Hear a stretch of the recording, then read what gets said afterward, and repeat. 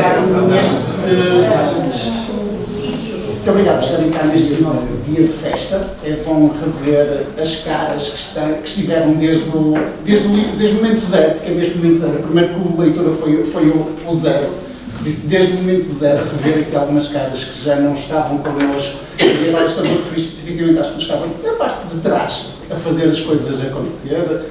A Isabel, que está ali, outras pessoas que não estão, mas que ao longo destes anos foram construindo a leitura, e várias pessoas que ainda hoje fizeram a leitura de hoje, a exposição que vamos inaugurar a seguir.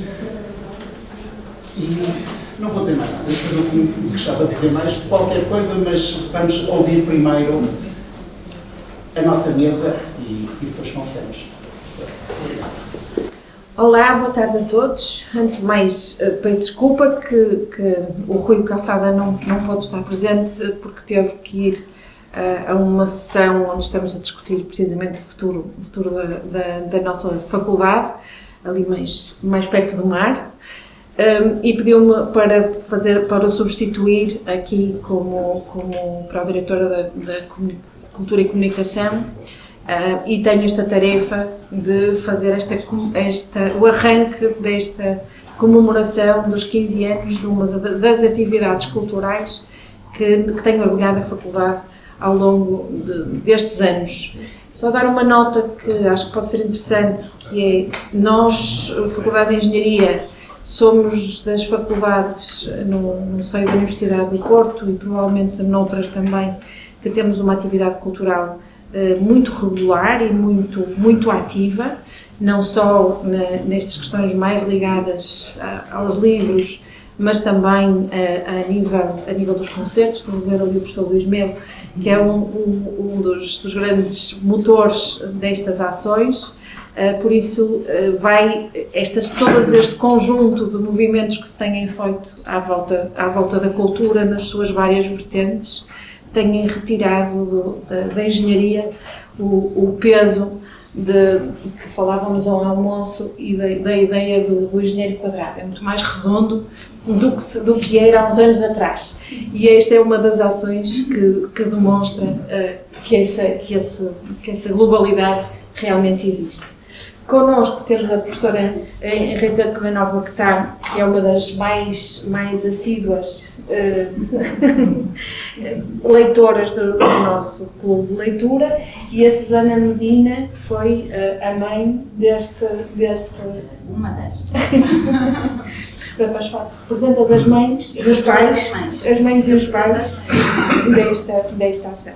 Pronto, e eu-vos pedir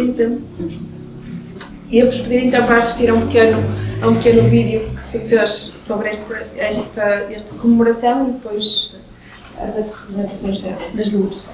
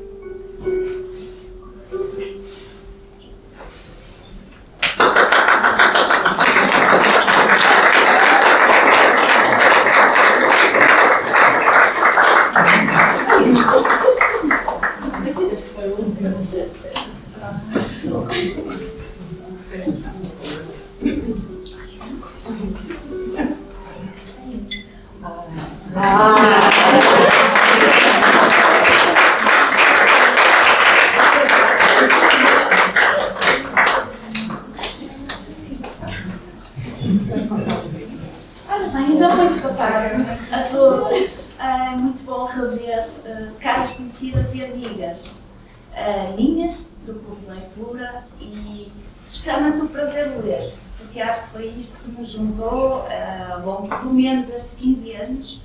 Foi essa vontade de partilhar entre todos o que é ler e o prazer que nos traz. E foi esse talvez o principal mote do Clube de Leitura ao longo destes 15 anos e que nos fez desenvolver este programa devidamente apoiado pelo Comissariado Cultural.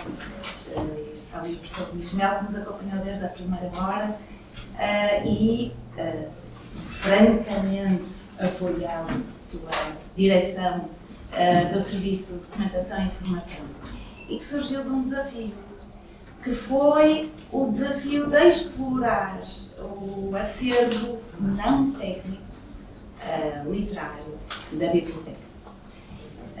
Quando a doutora Ana, há 15 anos atrás, empreendeu uma grande mudança no serviço, uma mudança de base matricial em que os serviços de documentação e informação se começaram a centrar mais nos serviços que prestavam ou que poderiam prestar, a doutora Ana desafiou alguns de nós a encontrar ou a dar forma a serviços que se consideravam na altura que faziam falta à faculdade. E um deles foi, de facto, dar a conhecer e explorar esse acervo que preenchia metros lineares das nossas estantes e que saía muito pouco, que era o fundo literário. No âmbito da jovem e recém-criada equipa Ágora, que era formada, e vou dizer os nomes deles todos porque acho que é importante, pela Bruna, pela Célia, pela Isabel, pela Undina e também pela Sónia, reunimos-nos e começamos a pensar como é que nós vamos fazer valorizar este fundo. E alguém dentre nós pensou, por que não Clube de Leitura? Porque, de facto, há aqui nas bibliotecas, há, claro, toda essa responsabilidade de fornecer e de facultar o acesso às fontes de conhecimento na área de engenharia, mas também ser um pilar importante na formação do engenheiro, enquanto pessoa, enquanto ser humano, e a leitura faz parte disso. Queríamos esse Clube de Leitura então, e esse Clube de Leitura tinha objetivos muito concretos e muito bem definidos e que sempre nos nortearam na programação das diferentes sessões que aqui encontramos. A primeira de todas foi procurar na literatura uma fonte de inspiração para a engenharia, que permitisse alargar os horizontes da imaginação do engenheiro, e não só, de todos aqueles que trabalham aqui na faculdade, e fazer da imaginação um motor de inovação, que é algo que a literatura também trazia. E, portanto, isso fez-nos aproximar de literatura com base na tecnologia. Nós trabalhamos aqui sempre as sessões de forma a que tivéssemos um especialista em literatura, um especialista naquela área de engenharia e depois alguém que nos fizesse levantar voo e nos ajudasse a explorar as ligações entre a cultura e a engenharia. E esse foi o primeiro grande objetivo.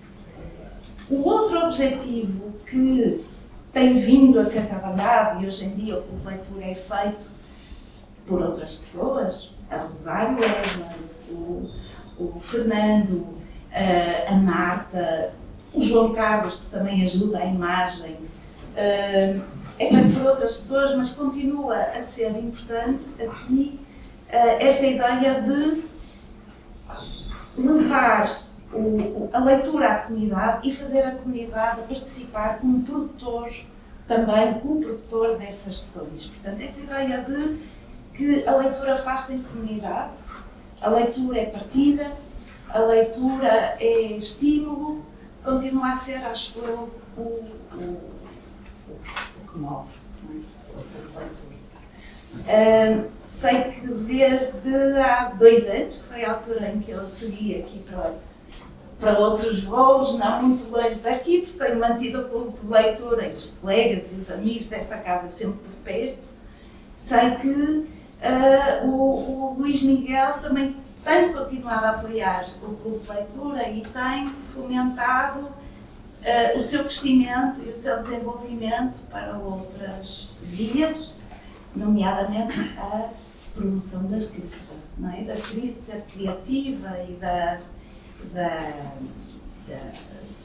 no fundo, o desenvolvimento nesta comunidade das habilidades e competências de escrita também úteis ao desenvolvimento dos engenheiros.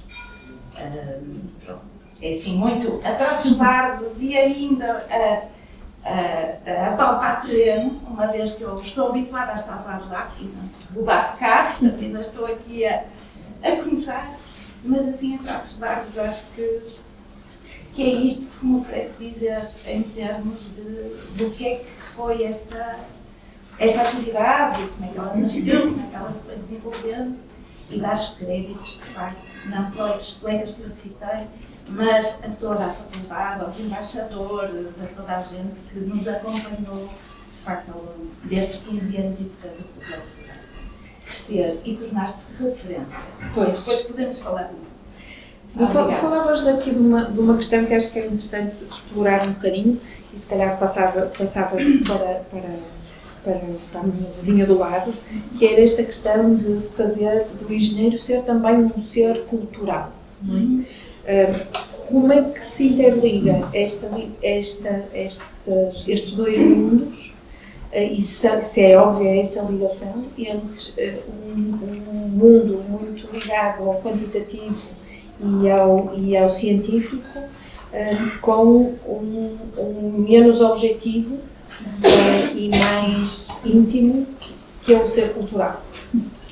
Eu não sei bem como, antes de mais, boa tarde e obrigada pelo convite. Eu já vou falar aqui. Isto não é o primeiro, não é? Ok. Eu posso falar em pé? Claro. Eu francamente estar ali enterrada no sofá não consigo. Não é? Pois eu não sei bem responder a isso, porque eu acho que isto é uma coisa. Como é que isso se faz de uma maneira estruturada e alargada, não sei muito bem. Por isso eu às vezes vou falar um bocado da minha experiência pessoal e talvez isso seja uma pequena contribuição para isso. Pronto, o primeiro slide era um slide só branco, a dizer que eu leitura 15 anos.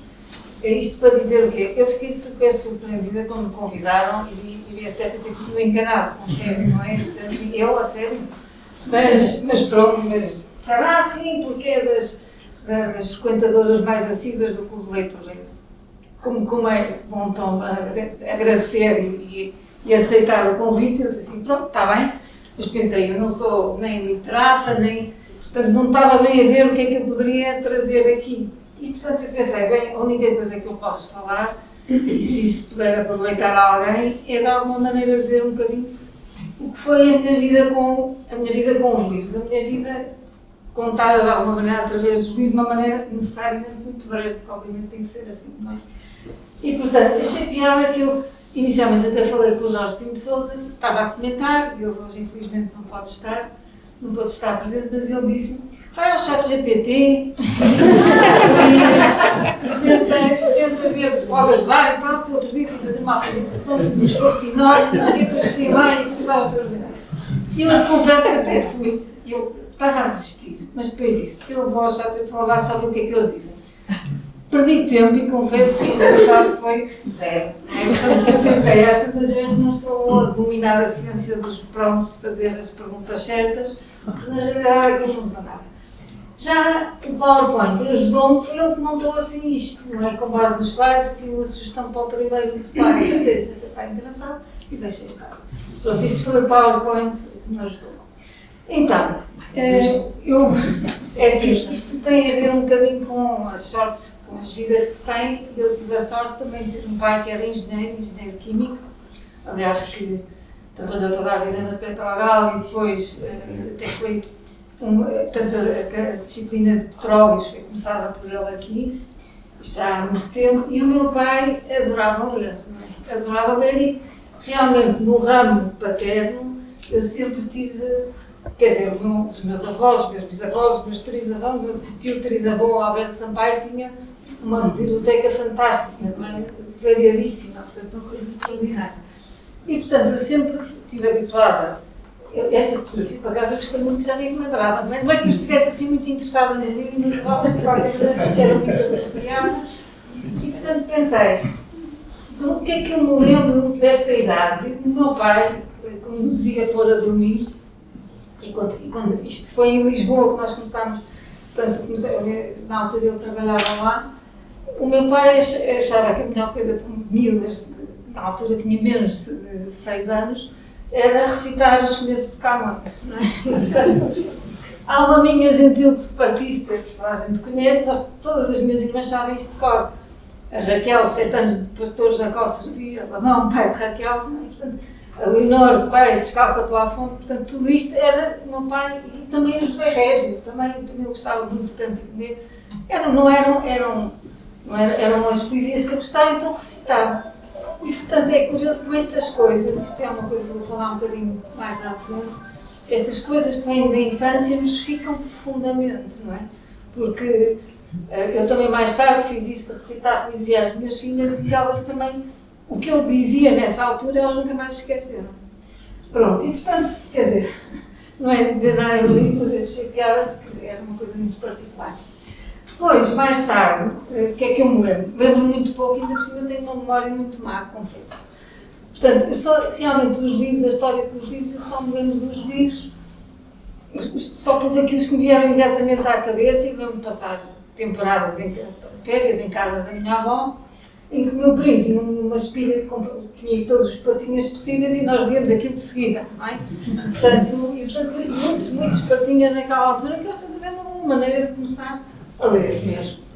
Mais tarde, eu não sei, para as pessoas que são mais novas e provavelmente não têm não têm a vivência que muitas das outras pessoas mais da minha idade, não é? Têm, por onde é que se começava? E começava-se, eu lembro, num ciclo, não se consegue ver bem, mas era o Júlio Diniz, era a primeira coisa que se lia, as pupilas do seu reitor, uma família inglesa, portanto, lia-se aquilo tudo de seguida, não é? Portanto, os primeiros livros que se liam eram estes, portanto, li-os todos, mas depois no início da adolescência, começava-se com as Odete de Saint-Maurice, claro, os 5, os 7 de Sturm, não é?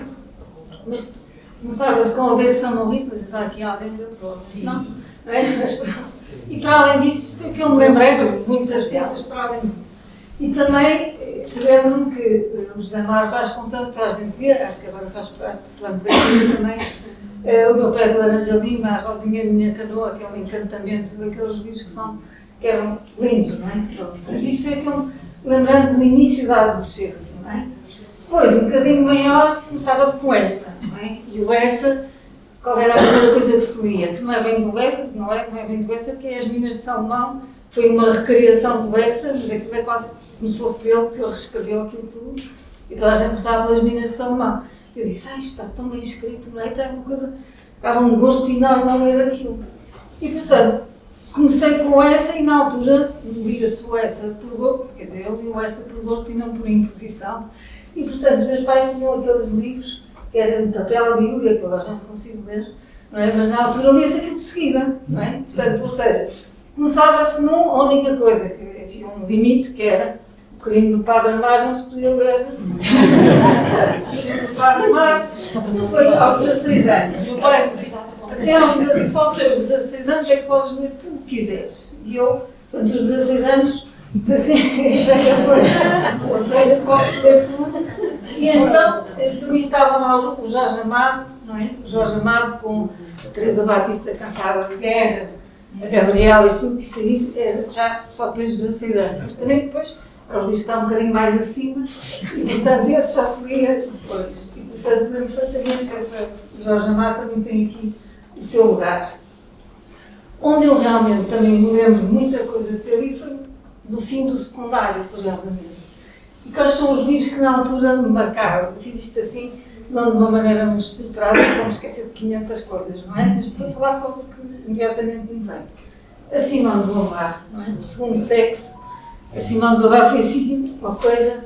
O meu pai, às tantas, já nem podia ouvir falar da Simone de Beauvoir, que achava que já estava a ser educado mais, mas aquilo foi um abrir de olhos enorme para a situação das mulheres, que na altura não era propriamente o que nós temos hoje. Ainda há muito a fazer, não é? Ainda temos, às vezes eu digo aos meus alunos, ainda há desigualdade salarial, e estamos no século XXI, não é? Portanto, é uma coisa. Mas pronto, a Simone de Beauvoir, e outra história que eu lembro sempre, que eu achei piada, o primeiro livro do Saramago que li, foi Levantado do Chão. Porquê? Porque na altura uma das coisas que nós gostávamos, que eu gostava muito, era ir juntando pouquíssimo dinheiro das mesadas, não é? E depois ir à feira do livro. E portanto era ali um momento de liberdade, não é? Portanto chegava-se lá e eu podia comprar o que quisesse. E vi este livro e disse, engraçado, tem um nome muito interessante, não é? Tem um nome Levantado do Chão, traduzia em si uma enorme força, não é? E portanto eu disse, nunca tinha ouvido falar do José Saramago, portanto já foi há muito tempo, não é? E portanto comprei o livro pelo nome, não é? E realmente fiquei encantada com este livro, que tinha uma força enorme, e depois li, depois a seguir pega-se num, depois lê-se os outros, Memorial de Convento, há quem não goste, mas eu achei fantástico, não é? Temos outros. Outro livro que para mim foi incontornável, e este imagino que, não sei se há aqui muita gente que se lembra, não sei porque, estava lá em casa, que era do Roger Martin Dugas, o drama de João Barba. Na altura em que eu me debatia com as questões, portanto, formada no catolicismo, não é? Eu rapidamente me rebeliei, desculpem-me, comecei a ter muitas dúvidas acerca do catolicismo, etc., de pôr em causa essas questões, e este livro para mim foi assim, li aquilo e disse, pronto, realmente não sou católica, pronto. foi um momento, não sei porquê, eu nunca mais o li, confesso, mas foi um livro que me marcou muito. Também outros livros desta altura, um livro absolutamente fantástico, toda a gente conhece, Muitos Vendavais, que é absolutamente incontornável, que lê-se do fogo, do sol, não é? E também, ao mesmo tempo, aqui uma nota, nesta idade, sempre uma coisa que eu sempre gostei toda a vida, de ler um bocadinho sobre este livro, Diálogos sobre Física Atómica, de Heisenberg, li quando tinha 16, 17 anos, talvez, e adorei, não é? Adorei. Porque também, lá está, eu, embora gostasse muito de ler e de literatura, de uma maneira sempre, enfim, muito amadora, uma vez já ter ido a uma sessão do Oscar Lopes, eu não sei de quê, não é? 16, 17 anos, depois chegar ao fim, ter a lata de me perguntar o que é que ele aconselhava para ler, não é? Porque, enfim, ele olhou para mim e dizia assim, o que é que esta quer, não é? Portanto, era uma amiga, enfim. Mas sempre gostei imenso de ler sobre os físicos e sobre física. O meu pai trouxe as Feynman Lectures on Physics dos Estados Unidos, que era uma coisa fantástica, não é? Pronto, e este livro foi um dos livros que eu também gostei muito. Mais tarde, isto é uma... Mais tarde, pronto, na faculdade, é curioso, não me lembro assim, talvez porque tivesse que estudar mais, não sei, foi um período que eu não li tanto, talvez. Mas, mais tarde, quando eu conheci o meu marido, engenheiro eletrotécnico, que aliás já foram professores dele,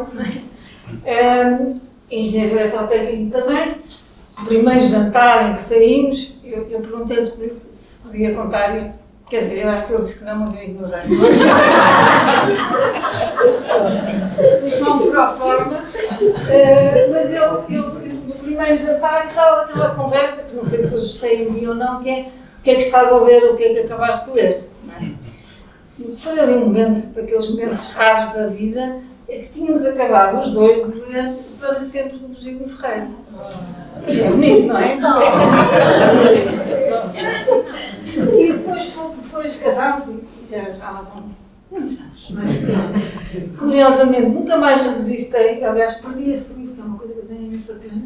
Este específico emprestei e nunca mais me devolveram. Mas até tenho vontade de voltar a reler, porque já não me lembro de nada sobre o que era Para Sempre do Virgílio Ferreira. Pronto, mais tarde comecei a trabalhar na Texas Instruments, e curiosamente tive outro desses momentos de partilha com um grande amigo, que ainda é meu amigo agora, estamos a falar início dos anos 90, não é? E estávamos a tomar café e tal, qual é o livro da vida e tal, qual é o autor, e ele dissemos os dois ao mesmo tempo, José Gomes Ferreira, não é? E também foi aquele escolhido. E portanto, José Gomes Ferreira, na altura, provavelmente agora revisitado, não é uma coisa, este livro, quem leu A Memória das Palavras ou O Gosto de Falar de Mim, depois tinha uma escrita lindíssima, portanto eu gostava imenso do José Gomes Ferreira, na altura também foi um daqueles momentos. Nesta altura, livros que me vêm como sendo livros absolutamente fantásticos, que aliás está aqui um deles, As Memórias de Adriano, que é um livro absolutamente incontornável, uma coisa extraordinária, e que eu me lembro desta altura também. Eu só descobri o Tolstói um bocadinho tarde, mas confesso que quando se lê o R. Paz, é preciso ter um bocadinho de resistência, não é? Mas a verdade é que se uma pessoa se deixa ir, parece que está no meio de uma batalha. Só um grande livro é que consegue fazer aquilo, é que consegue transportar-nos para o local, e isso era uma coisa absolutamente fantástica, não é? Portanto, depois a seguir, dizia a Ana Karenina e os outros todos, não é? Mas, portanto, realmente, Tolstói sem dúvida nenhuma. E aqui também, ontem estava a ver, estava a mostrar às minhas filhas, pensei assim, tinha para a segunda, não tinha para a primeira, não pode ser. Então, está aqui o tal livro, que quando a minha primeira filha nasceu, que eu li à noite, para além dos sonetos do Camões que o meu pai dizia, não é? Porque obviamente esses eram absolutamente incontornáveis, também tinha este livro, muitos não sei se conhecem, é o primeiro livro de poesia, mas não sei nem qual é, que é todas, que lia, abria ao calhas e lia qualquer coisa, e é engraçado, que é o que eu digo, já como já disse, todas elas, ela mais, porque ela gostava mais de adormecer que a irmã, não é? Ela dormia mais depressa. Lembra-se completamente de todos estes poemas que lá estão, que são lindíssimos, tem uma seleção fantástica, que fazem agora parte deste programa que é obrigatório de leitura, não é? E curiosamente já está a dar este livro às amigas que têm filhos também, e portanto qual é a primeira prenda que ela lhe ocorre é dar este livro, não é? Netos ainda não. Pronto. Eu tentei arranjar uma fotografia da Faculdade de Engenharia e talvez, confesso, que não consegui encontrar. Assim, como é que é possível? Também não investi muito tempo. As outras estavam em papel, mas estas aqui não estavam e, portanto, pronto, um bocadinho mais velha, pronto. Já na Faculdade de Engenharia, associada à outra filha, quer dizer, foi um livro para cada uma. Este livro, o Maluf, também, quando eu li este livro, O Século I, depois de Beatriz, estava na dúvida que nome é que havia de dar à minha segunda filha e disse, está aqui, é Beatriz, não é? Porque ainda por cima quer dizer 3 vezes feliz, que é uma coisa, que é um princípio de vida. Ela é engenheira, já agora, também outra é médica, e esta é engenheira industrial. Também associado, que eu me lembrei, quando estava a dar na marca, que eu lia, o Camilo, que eu ainda não tinha falado do Camilo, não é? O meu pai tinha a coleção toda de Camilo, não é? Eu não sei se lembram, era uma edição em papel, em toda cinzenta, não sei de quem era a editora. Já não, por acaso, não vi. Que aquilo recebia-se um livro de Camilo todas as semanas, eu não sei qual era a periodicidade de sempre tal livro, não é? E eu ainda vou, confesso, no Camilo, que é mais duro que ler poesia do ponto de vista do vocabulário, mas também absolutamente fantástico. E só pus aqui um, porque este lembro-me que estava a dar no meio, estava no Camilo Encantada, não é? Portanto, e ficou aqui a brasileira de Prazinhos, que não dizem que não é dos melhores, que o retrato de Ricardina, acho que é dos melhores, ainda não li, confesso, ainda tenho muito para ler. Também aqui Machado de Assis, que eu só descobri mais tarde, Machado de Assis, mas também que é genial, não é? Para quem também me ocorreu logo. E finalmente, também já não sei quanto tempo é que falei, mas enfim. Finalmente, não sei quem é que, caso alguém já leu este livro, o Estivão, eu achei piada e sempre tive muita curiosidade de saber as pessoas que eu tenho apreço, as pessoas que eu reconheço valor, não é? Saber o que é que elas leem, sempre tive imensa curiosidade, gosto sempre de saber o que é que as outras pessoas leem. E uma vez ouvi uma entrevista de Mário Soares, estava a dizer por aquela pergunta clássica, qual é o livro da vida? Que para mim é uma coisa difícil de responder, porque na realidade são muitos, não é? E ele disse, sem dúvida nenhuma, o melhor romance para mim é o Estivão. Eu assim, engraçado, o Estibon, andei a ver, não tinha o Estibon, já nem conseguia encontrar livros, não conseguia encontrar o Estibon, que é do Roger Martin Dugard também, e que, não sei se sabe, é uma saga de 1500 páginas, não é? E foi o único livro que eu tive que procurar em Alfarrabista, porque não havia, estava esgotado em todo lado. Lá encontrei, lá comecei, inicialmente com alguma reserva, mas depois é um livro absolutamente extraordinário, e daqueles livros que nos faz mergulhar no que levou à Primeira Guerra Mundial, de uma maneira que é impossível, não é? Que é impossível só lendo notícias breves, portanto é de quem está dentro e de quem percebe como é que chegou uma guerra absolutamente idiota e estúpida, como são todas, infelizmente, não é? E, portanto, este livro também recomendo imenso, e foi um livro que dos últimos que eu lembrei. Todos os outros, estou a passar aqui por cima de uma data de gente, mas isto foi os que vieram à memória, os 1001. Eu sempre gostei muito de ler em português e de ler autores portugueses que escrevem bem em português, não é? Isto talvez porque, como qualquer engenheiro, tenta sempre escrever o melhor possível, mas eu sempre apreciei quem escreve bem, embora eu não me considere nesse lote, mas pelo menos gosto de ler bom português. Portanto, sempre gostei muito de ler autores portugueses, sem desprimor de todos os outros, não é? Portanto, eu estou a passar por cima de muitos, nem vou tentar, porque acho que também isso também era um exercício. Estes foi os que me lembrei e pensei, para não estender isto muito, ficar aqui com o último livro que estou a ler, que é um livro que muita gente conhece. Realmente, o Stefan Zweig, devem saber, toda a gente tinha livros do Stefan Zweig em casa, não é? Porque ele era um escritor muitíssimo popular nos anos 20, 30, vendia milhares de livros, era uma coisa impressionante.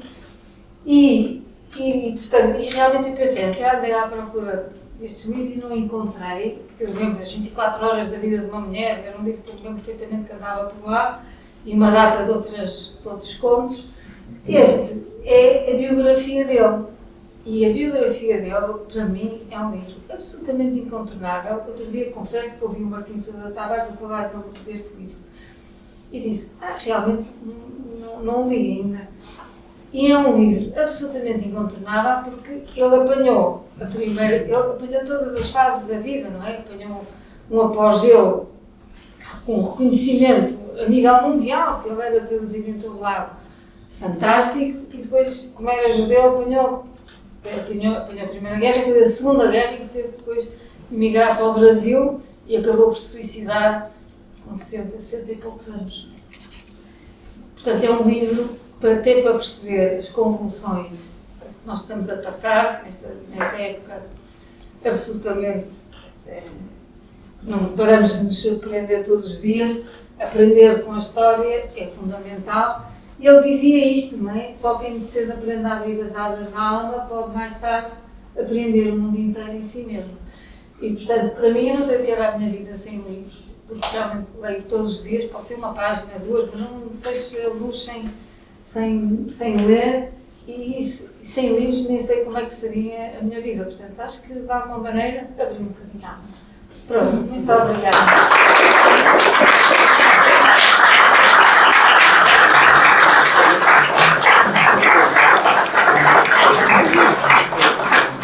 Acho que a resposta foi dada.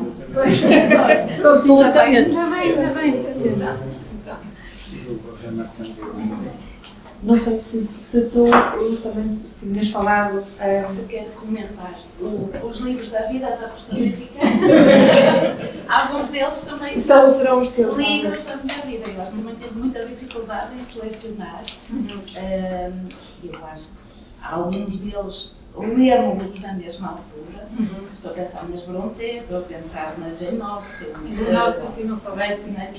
naquela altura, na própria Yourcenar e na Simone de Beauvoir também, que me ensinou que as mulheres não nascem mulheres, as mulheres fazem-se mulheres. Não é? E isso foi uma frase que eu guardei e que é uma das minhas bandeiras de vida. E eu também tive muita dificuldade em escolher um livro. Um livro que eu tenha contribuído para que existisse e esse de facto foi uma experiência absolutamente incrível, foi 2001, Poemas para o Futuro, A Rosa do Mundo, que foi publicado durante a Capital Europeia da Cultura. Eu trabalhava na altura com o Paulo Conhecido, era assistente do Paulo, e como qualquer experiência destas emblemática, não é? Que deve deixar lastro, é transformadora, nós tínhamos a preocupação de criar, de facto, algo para o futuro, que de alguma forma fosse um sinal de mudança, ou que fosse uma compilação, não é? do que naquele ano, não é? Se consideraria que era o estado da arte cultural e, portanto, além de tentarmos criar também infraestruturas. Pronto. Mas, em termos de edições, aquilo que nós fizemos, de facto, foi encontrar um parceiro absolutamente extraordinário, que era o Hermínio Martinho, da Sírio e Alvio, e lançamos-lhe esta ideia. Estamos a comemorar 2001 e, portanto, vamos à poesia portuguesa e internacional e escolher os 2.000.000 poemas que qualquer cidadão, em qualquer parte do mundo, deverá guardar para nortear a sua vida. E compilar tudo isto num livro.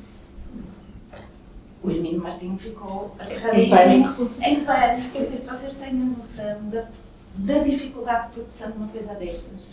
A lidar com tradutores, com autores, com direitos, com... Temos. E foi isso que o chamamos. Pronto. E ele topou a parada, como se costuma dizer, e veio a conversar um tempo mais tarde, só tenho pena de não ter sido eu a ter tido essa ideia. E ele reuniu uma equipa que trabalhou em surdina na seleção desses poemas em tempo recorde, que era o Herberto Helder, o Eugênio de Andrade,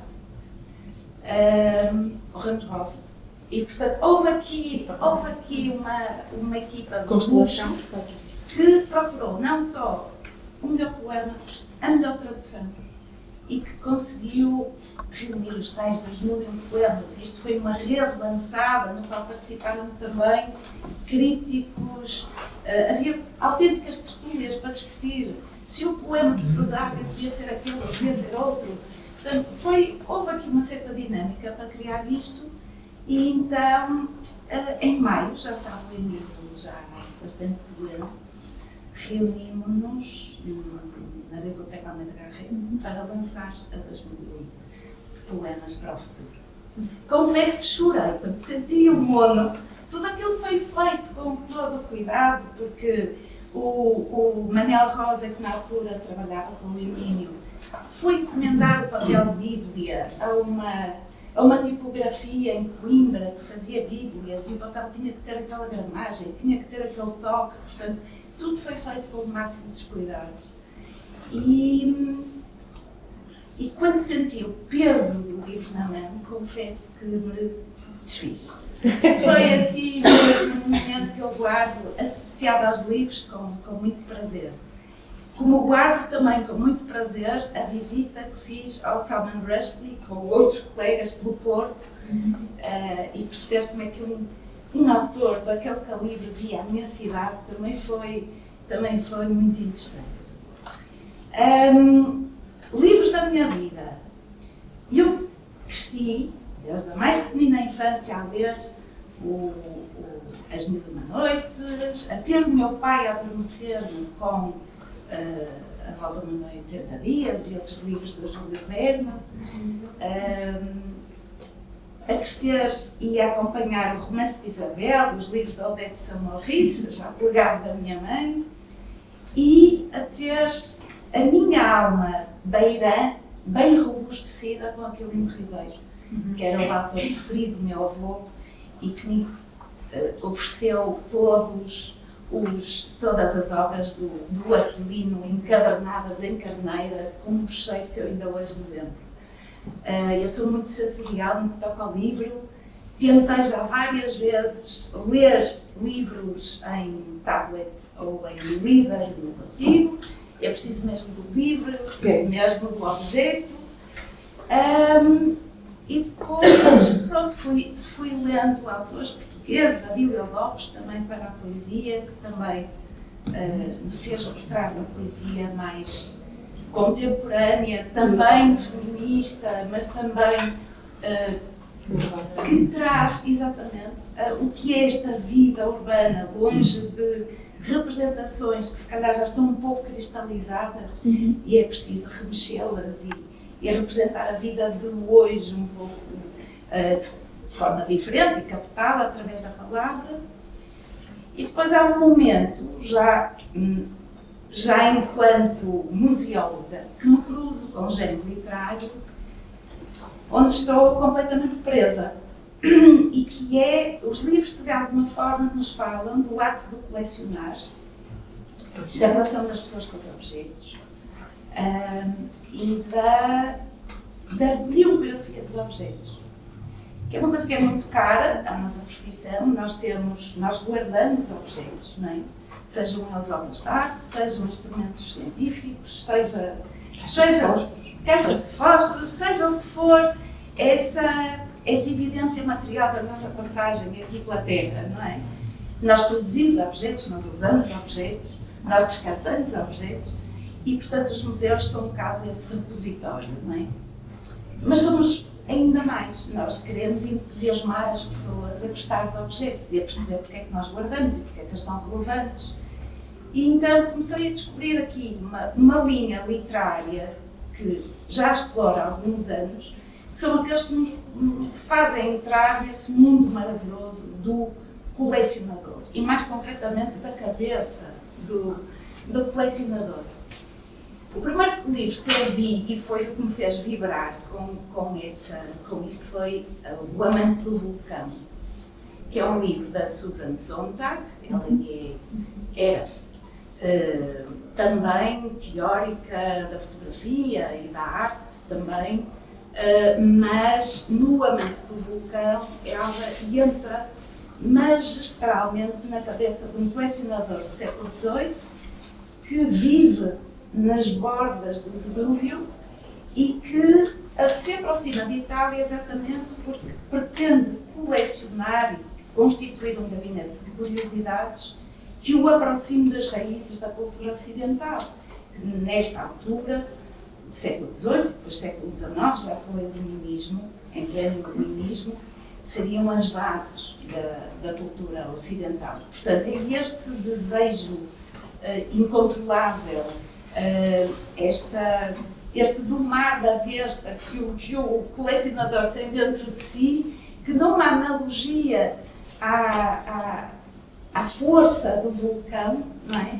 A Susan Sontag trata magistralmente e que me permite perceber o que é isto, então, algo que é difícil de definir, que é este desejo de colecionar. Porque é que as pessoas escolhem aqueles objetos e não escolhem outros? Porque é que escolhem estes temas e não outros? Portanto, ajudou-me por aí também a perceber um pouco aquilo que são os meus interesses profissionais.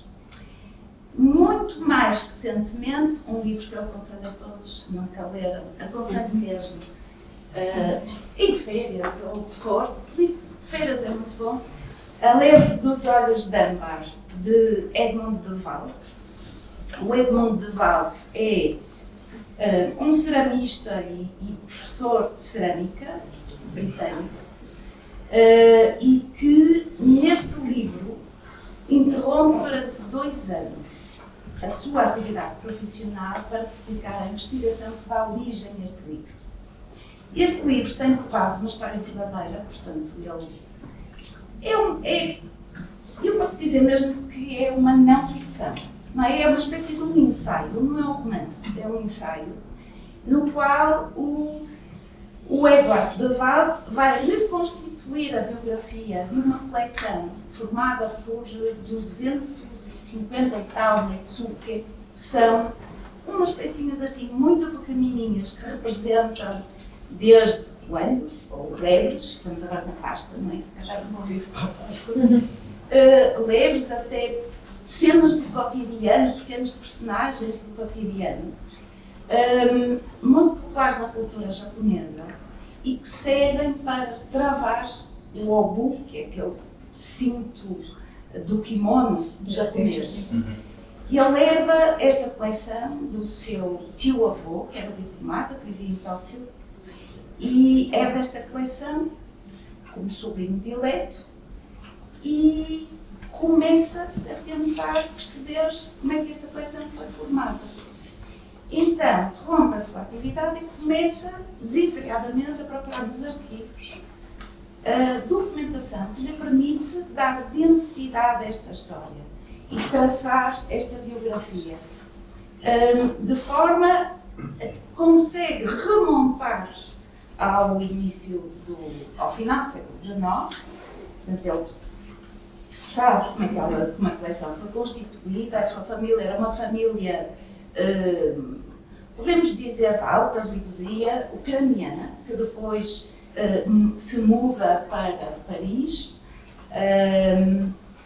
Eram banqueiros, eles tinham começado com um negócio de cereais na Ucrânia e depois passam para Paris, dedicam-se à atividade bancária e, como todas as famílias burguesas da alta burguesia desta altura, participam ativamente na vida cultural parisiense do final do século. São mecenas, conhecem e recebem nos seus salões Manet e uma série de pintores impressionistas. Portanto, ele vai apontando todo esse ambiente, todo esse contexto cultural e vai começando a tratar esta família, vai começando a explicar o contexto em que se move e chega então ao momento em que a coleção é adquirida. Depois, pela via da herança, não é? Passa para o outro ramo da família, esta coleção, e aparece-nos já em Viena, às portas da Primeira Guerra Mundial. Portanto, há aqui um acompanhar da história da Europa, da história do contexto cultural da Europa, e o objeto em si, que é a coleção no seu todo, é tratado não só como um objeto artístico, que o é, mas como um objeto cultural carregado de significado e que transporta todo o espírito de um tempo com ele. E depois o Japão, e aí ele discorre sobre a sociedade japonesa e sobre a política, a economia da época e explica-nos como é que esta coleção chega então às suas mãos. Esta obra permitiu-me mudar para todo sempre a minha relação com os objetos com os quais ele trabalhava, percebendo que, em primeiro lugar, os objetos quando chegam ao museu já tiveram uma vida e nós estávamos habituados a trabalhá-los como se eles tivessem sido sempre produzidos para figurar no museu. Não, muitas vezes eles tiveram outra vida, associadas a outras pessoas, a outros usos, a pessoas, e que de facto contar a história dos objetos nos museus passa por isto também. Passa por nós conseguirmos reconstituir a sua biografia. Muitas vezes encontrando histórias que são bem mais interessantes do que estarmos a explorar porque é que a composição do quadro segue aquela perspectiva, aquela lógica, etc. Não é? Portanto, há todo um contexto cultural na cultura material que pode vir exatamente pela exploração da história de vida dos objetos.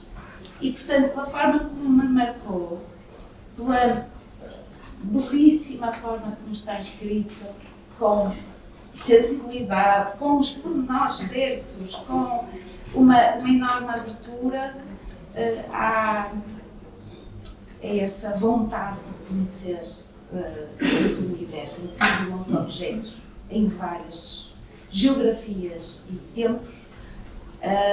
Acho que este é um livro que eu posso dizer que marcou a minha vida. Mais que certamente. Pelo menos a tua vida de agora. Mais que certamente. Sim. Eu fiquei com bastante vontade de o ler. E acho que falaste em duas coisas que são interessantes e que acho que vale a pena refletirmos cada um de nós sobre essas temáticas. É a questão da coleção de memórias, não é? E a coleção do objeto como um património de memória e de uma memória em si mesmo e de uma memória de alguém que vai juntando aqueles objetos e em conjunto eles próprios fazem a história. Fez-me lembrar um livro que li, eu acho que foi antes de entrar na faculdade, que falava desta temática e de um tema ainda mais difícil de categorizar, que era o perfume de Patrick Suskind. Tivemos uma sessão dedicada. Sim, que faz esta memória do cheiro. Sim, não é? Porque o cheiro é uma coisa que nós não conseguimos guardar na memória, não é? E esta coleção de memórias de cheiros é interessante também ver isto. Nós tivemos uma sessão dedicada ao perfume. Convidamos o professor Alírio, Rodrigues,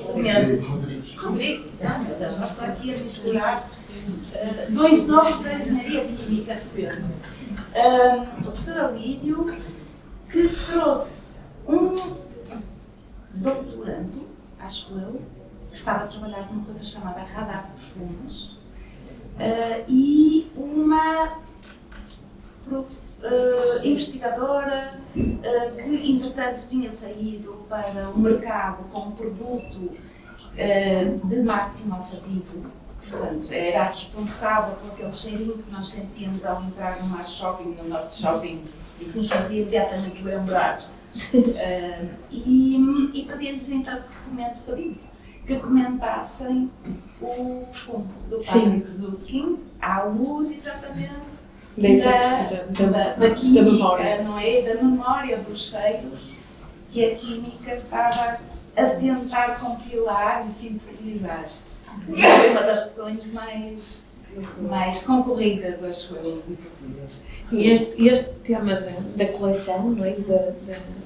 Da memória do livro como um objeto que tem peso e tem cheiro, isso vai construindo nas nossas memórias, não é? Vai construindo a nossa memória. Acho que pode ser um tema e uma forma de perguntar, se calhar, ao público os temas e os livros e os objetos que estão agora em mãos nas mesinhas de cabeceira. Pelo menos o meu está sempre na mesinha de cabeceira. Sim. Como a professora vai lendo uma página ou duas. Este também vai acabar. E já agora também só um comentário, dizer, realmente esse livro é um livro extraordinário, depois também li a história da porcelana, também é fantástica. A rota da porcelana, exatamente. Mas também acho que era interessante saber, alguém quer falar, isto é os livros da vida, não consigo estar aqui embaixo. Alguém consegue querer participar, dizer qual é o livro da vida? Trouxeram alguém? Da vida de agora. Da vida de agora. Ou não, pode ser. Ou da vida do passado, não sei. Quem é que quer partilhar, não é?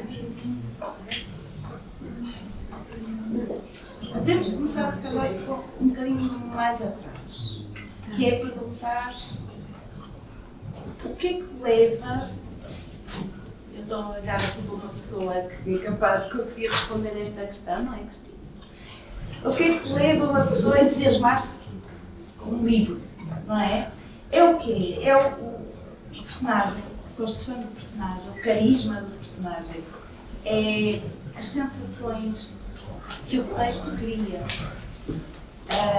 Por exemplo, há outra linha de leitura que eu agora estou a perseguir e que tem a ver com os escritos sobre gastronomia. Começando com a Fisiologia do Gosto do Lia Sabagan e depois agora uma nova geração de escritores que está a começar a trabalhar exatamente nessa ideia de como é que com as palavras conseguimos criar esta tal explosão de gosto e de sabor, não é? Na nossa boca, não é? E o que é que te leva, por exemplo, desculpa estar-te a interpelar diretamente, mas tu também és uma das mães, não é? Do clube de leitura e tinhas muitas vezes, participavas muitas vezes nas nossas discussões sobre o livro que íamos escolher, o autor, e se calhar chamava-te também a comentários, para abrir aqui, que base gelo. Essa admiração e paixão pelos livros, livros em particular, o que é que que é que desperta mais num livro? É muito um conjunto de coisas que foste dizendo, mas será mais pelas personagens, porque a força delas e com as quais eu poderei identificar ou então questionar, me levam também a ir por enredos e a vivenciar coisas que eu não estava a contar. E essa surpresa e esse confronto e questionamento e maravilhamento também é tudo isso que um livro nos pode transportar. Sim. E essa relação com os livros começou cedo também porque tinha livros em casa, o meu pai tinha lá uma série de livros dispersos, diferentes, e eu fui descobrindo cada um deles no seu género e perceber o poder que tem nós lermos histórias e nos aliarmos noutros mundos, vivermos outros mundos e descobrirmos também a nós próprios. Foi muito isso, o poder dos livros foi também uma autodescoberta para mim. Identificar-me e rever-me em coisas que eu disse, bom, mas isto sou eu, não é? E descobrir também a minha cabeça e coisas que me inquietavam. Por isso, está tudo, as histórias que nos contam são muito poderosas e é qualquer coisa que não se vive sem, de facto. E temos mesmo que tirar partidos. Sim. Mas Miguel, não sei se quer dar umas palavrinhas que se calhar Podes falar dos teus livros. Não vou falar dos meus livros. Mas eu quero dizer umas palavrinhas, ainda a propósito da leitura, mas se calhar convidar-vos a passarmos à outra sala, a abrir aquela cortina e eu dizia sobre o passado, presente e o futuro, que eram as três coisas que eu queria falar. Dizer bem, não é? E podem pegar num copito e facilita ter fotografia. Obrigada.